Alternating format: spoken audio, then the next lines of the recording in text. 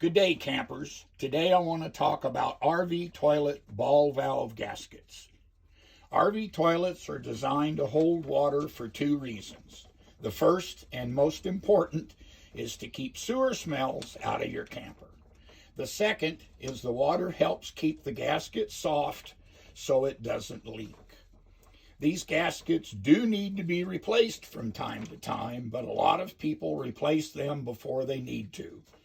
Oftentimes, all you need to do is clean and lube the gasket, and it will work like new.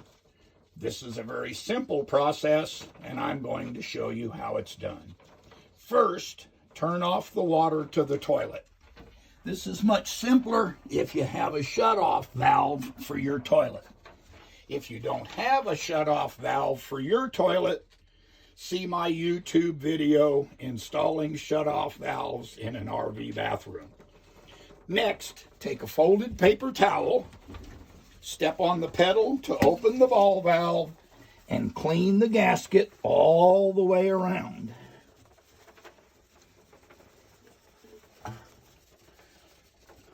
Next, take a little plumber's grease and lube the gasket all the way around. This grease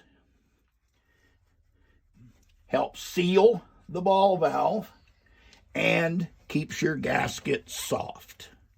Then release the ball valve, turn back on the water, and you're done.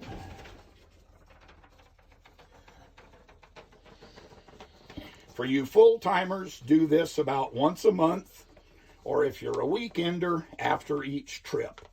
Your ball valve gasket will last much longer.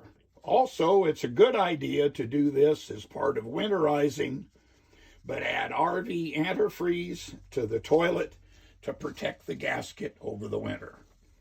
Thanks for watching, and as always, remember to like and subscribe.